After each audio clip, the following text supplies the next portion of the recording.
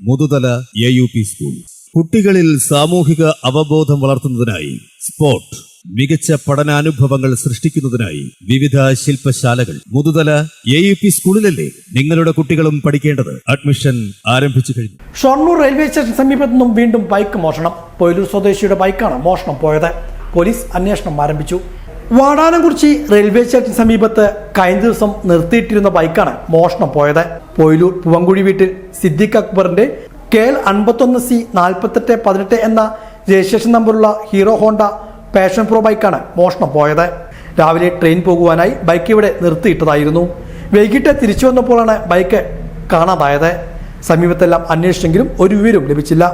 തുടർന്ന് ഷൊർണൂർ പോലീസ് സ്റ്റേഷനിൽ പരാതി നൽകി. വാടാനംകുറിച്ചി റെയിൽവേ സ്റ്റേഷൻ പരിസരത്തും ബൈക്ക് മോഷണം പോകുന്നത് ആദ്യ സംഭവമല്ല. നേരത്തെയും ഇവിടെ നിർത്തിയിട്ട ബൈക്കുകൾ മോഷണം പോയ സംഭവങ്ങൾ ഉണ്ടായിട്ടുണ്ട്. ഇതിനും തുമ്പൊന്നും ഉണ്ടായിട്ടില്ല. 4 മാസം മുമ്പാണ് തന്റെ ബൈക്ക് ഇവിടെ നിന്ന് മോഷണം പോയതെന്ന് സമീപവാസിയായ നൌഫലും പറഞ്ഞു. കാര്യക്ഷമമായ അന്വേഷണം ഇക്കാര്യത്തിൽ വേണമെന്നും ഇവിടെ നിരീക്ഷണ ക്യാമറകൾ സ്ഥാപിക്കുവാൻ ബന്ധപ്പെട്ടവർ തയ്യാറാകണമെന്നും ഇവർ ആവശ്യപ്പെട്ടു. മെയിനായിട്ട് മോഷ്ടിക്കുന്ന ആളുകൾക്ക് വലിയൊരു സഹായം മാറുന്നത് ഇപ്പോൾ നമ്മളെ റെയിൽവേ അധികാരികളിലൂടെ CCTV സ്ഥാപിക്കുകയാണെങ്കിൽ ഇവിടെ വരുന്ന യാത്രക്കാർക്കും പൊതുജനങ്ങൾക്കൊക്കെ വലിയൊരു ഉപകാരമായി മാറിയിരുന്നു. ഇപ്പോൾ റെയിൽവേ നമ്മൾ റിക്വസ്റ്റ് ചെയ്യണം CCTV വെക്കണം. അപ്പോൾ റെയിൽവേ ഒക്കെ അത്യാവശ്യം എല്ലായിടത്തും ഡെവലപ്പ് ആയിക്കൊണ്ടിരിക്കുകയല്ലോ. അപ്പോൾ ഇവിടെ CCTV വെച്ച് പൊതുജനങ്ങൾക്ക് വലിയൊരു സഹായം മാറും.